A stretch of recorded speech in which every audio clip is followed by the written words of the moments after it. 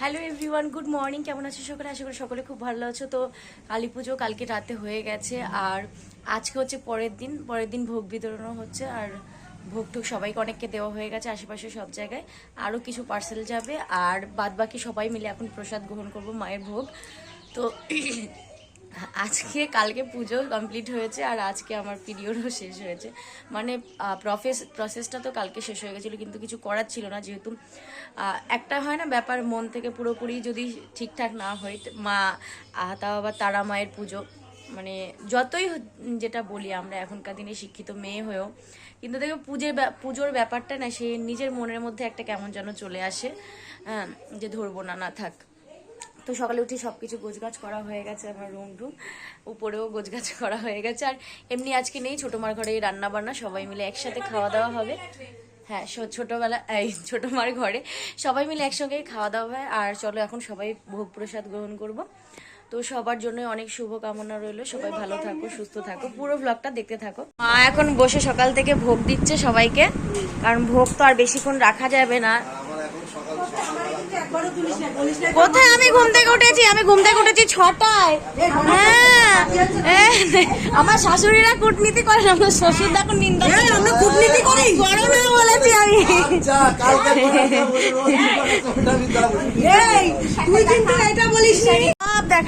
সব দেখাবো। এই যে সব পিসি শাশুড়িরা আসলে শান্তি নেই, কাজ করতে বসিয়ে দিই না। বড় পিসিদের ওনারা বয়স হয়েছে, এটা ছোট পিসি কোমরের অবস্থা খারাপ, তাও কাজ করে। আর আমাদের ছোট পিসা হচ্ছে আমাদের রাধুনি মাসা। ছোট পিসার তো ব্লগ একদম অনন্যার বিয়েতে ফেমাস হয়ে গেছে। ছোট পিসার ব্লগ, ছোট পিসা তো একদম ফেমাস হয়ে গেছে।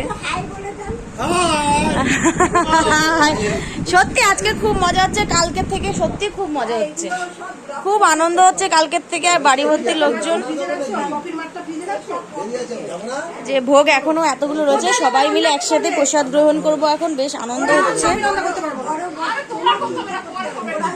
রান্নার দায়িত্ব আজকে বাবার, আমি রান্না জায়গায়।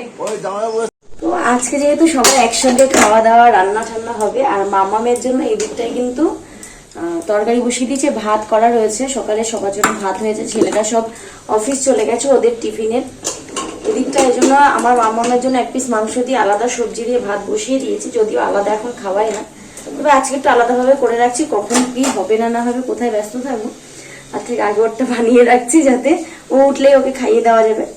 কালকে আর রাতে খাবার খায়নি, তোর জন্য স্যারালাকি খাইয়েছি, ওর জন্য ভাবলাম যে এইটাই খাইয়ে দিই ওকে, সকাল সকাল উঠলেই ভাত খাইয়ে দেবো আজকে তাড়াতাড়ি করে।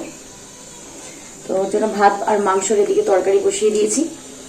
আর ওদিকটায় ভীষণ আনন্দ হচ্ছে, কারণ সবাই একসাথে রয়েছে, ভীষণ ইয়ার্কি ঠাট্টা হচ্ছে, বেশ ভালো লাগছে। আর আমার চোখ মুখের অবস্থা দেখেছো, ঠান্ডায় ফুলে গিয়ে।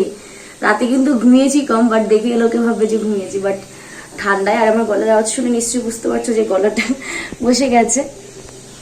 তো সকালে ছেলেরা যারা অফিস গেছে ওদেরকে ডিম তরকারি করে দেওয়া হয়েছে, ভাত করে দেওয়া হয়েছে, ওরা নিয়ে চলে গেছে ওদের খাবার দাবার খেয়ে। আর এখন সবাই মিলে আনন্দ হচ্ছে। বাবা রান্না করবেন, আমার শ্বশুরমশাই। বাবা হচ্ছে আজকে রান্নার দায়িত্বে রয়েছে, আর বাদ বাকি সব মহিলা সমিতি গণ, ওনারা সবাই মশলাপাতি সব কেটে কুটে দিচ্ছে, সেটাও দেখাবো ব্লগে। বাট আমি ওদিকটা যেতে পারছি না, আগে এদিকটা কমপ্লিট করে নিয়ে মামামেরটা দেন তারপর ওদিকে যাব। আর ভোগের প্রসাদ সবাই খাচ্ছে বসে বসে, আমিও যাচ্ছি। পুজো তো হয়ে গেছে, আর মামামের নামে দেওয়া ফ্রুটি ফলটা ওখানেই পড়ে রয়েছে, সব ফল ভেতরে চলে গেছে, মানে যেগুলো আর কি গোটা ফল দেয় ওগুলো এখানেই আছে অনেকগুলো, অনেকে যা যা দিয়েছে। তো এখন দেখো পুজো হবার পরে সত্যি মায়ের রূপটা আরো দারুণ লাগে।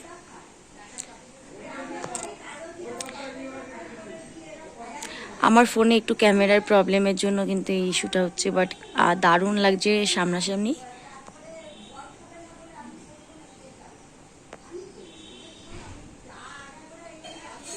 মায়ের সাথে একটাও, বিশ্বাস করে একটাও ফটো তোলা হয়নি, বিকজ প্রত্যেক বাড়ি এই জিনিসটা হয়, কারণ পুজোর বাড়িতে আমরা এত ব্যস্ত হয়ে পড়ি যে মায়ের সাথে আমাদের ফটো তোলাই হয় না। যদি রাত জায়গা অনেক রাত্রে, মানে যজ্ঞ শেষে পুজো শেষে ঠাকুরমশাই উঠে যান, উনি ওঠার আগে তো আমরা ওখানে দাঁড়িয়ে ফটো তুলতে পারি না, কারণ এই জায়গাটা ভর্তি থাকে, মানে এই জায়গাটা পুরো ফুলফিল থাকে। আর মাকে সাজানো হলে সেই ফটোটা তোলাটা আর একটু বেশি সুন্দর লাগে।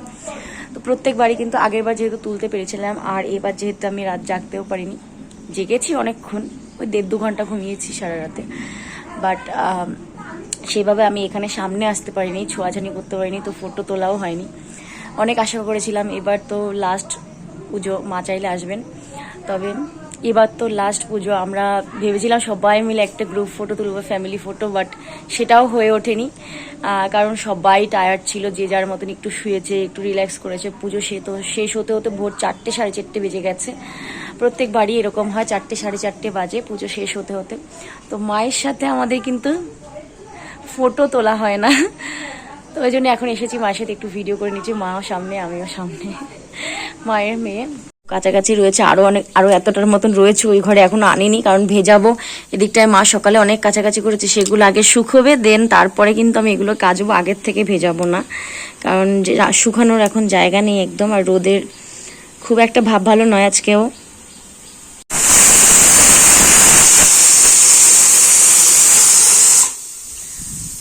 আবার দেখো এখন কত সুন্দর রোদ ঝলমল করছে, আর শরৎকাল তো সামনে আসতেই চলেছে, তো আস্তে আস্তে দেখো মানে শরতের আকাশের মতন আজকে আকাশটা লাগছে, এত সুন্দর।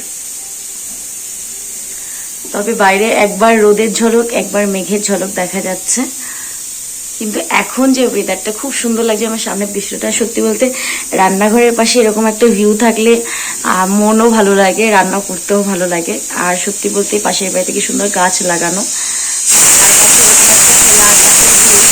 কত সুন্দর গাছপালা লাগানো, আর তার পাশে আবার এরকম একটা খোলা আকাশের ভিউ, কত সুন্দর লাগে। তার পেছনেও কিন্তু গাছপালা, খুব সুন্দর লাগে। এখানে রান্না করতেও বেশ ভালো লাগে, একদম সোজাসুজি রান্নাঘরের সামনে এত সুন্দর একটা জায়গা। কিন্তু রান্নাটা এই জায়গাতেই হবে, এই ওভেনেই, বিকজ অনেক রান্না বান্না হবে, মানে সবাই আমরা যারা যারা আছি মোটামুটি ওই 20 জন 22 জন মতন, তো সব এই ওভেনটাতেই রান্না হয়ে যাবে। বাবা রান্না করবে, তো ওদিকটা আয়োজন হচ্ছে, দেখাচ্ছি চলো। কত সুন্দর সুন্দর ফুল ফুটেছে দেখো, টগর ফুল, ছোট মিনি টগর। আর এটা কি যেন বলে ফুল, আমি জানি না এটাকে কি ফুল বলে, নামটা তো মানে মনে পড়ছে না অ্যাকচুয়ালি। আর কালকে যেহেতু বৃষ্টি হয়েছে, বৃষ্টির জল জমে দেখো,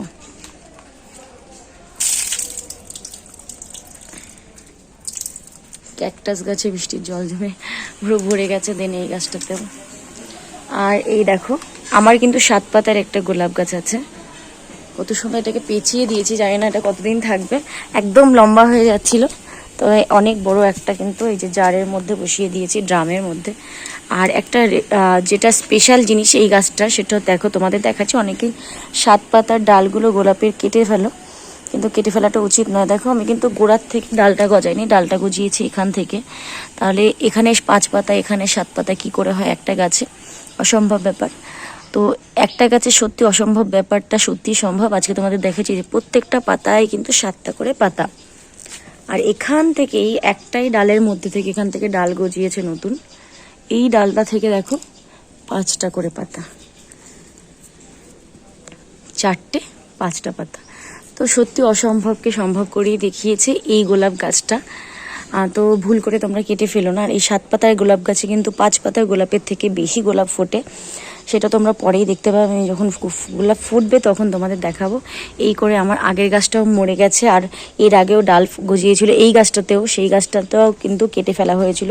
কেটেছে পরে আবার যখন উঠেছে আমি কাটতে দিইনি জোর করে, দেন কিন্তু এই 7 পাতার ডাল থেকে আবার এই 5 পাতার ডাল গজিয়েছে। তাহলে ভাবো, মানে অ্যাকচুয়ালি গোলাপ তো ভালোবাসার গাছ, তো 5 পাতা পুরুষ এবং নারী মিশে কিন্তু গাছটা তৈরি হয়েছে।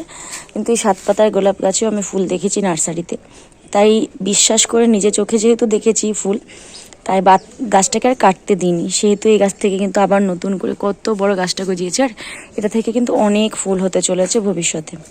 তবে গাছে কিন্তু একটু যত্ন নিতে হবে, নাহলে এরকম গ্রোথ হবে না। অনেক ডাল গজাতে শুরু করেছে, বৃষ্টির জলও পাচ্ছে, ওয়েদারটার এখানটা রোদও পাচ্ছে, প্লাস অনেকটা বড় একটা টবে লাগিয়েছি, আর মাটিতে পুঁততে পারলে তো আরও বেশি ভালো হবে। গাইস বাইরের আজকে ওয়েদারটা এত সুন্দর, কি সুন্দর ওয়েদার, মানে খুবই সুন্দর। আমি তাকাতে পারছি না ওয়েদারটার জন্য। কালকে এত বৃষ্টি গেছে মুষলধারে, আর আজকে তারপরে এত সুন্দর ফ্রেশ একটা ওয়েদার, আকাশটা কত সুন্দর।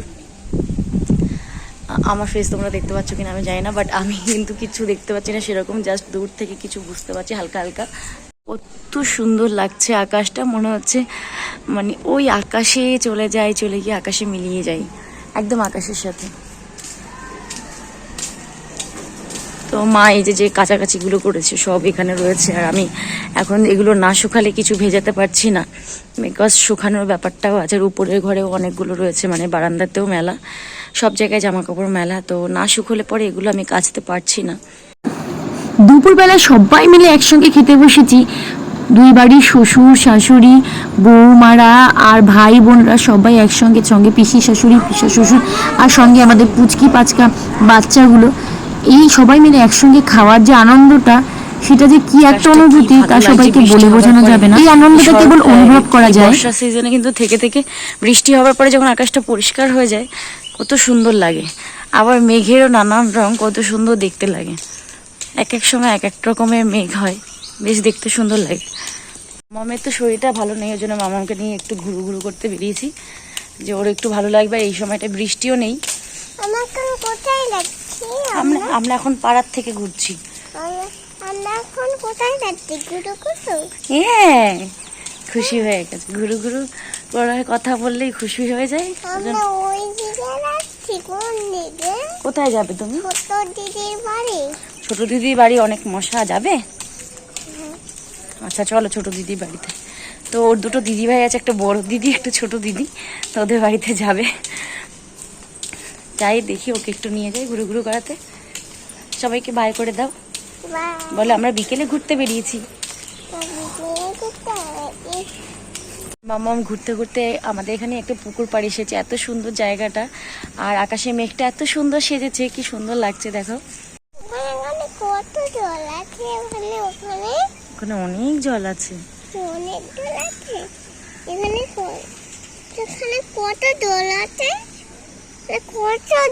অনেক জল আছে।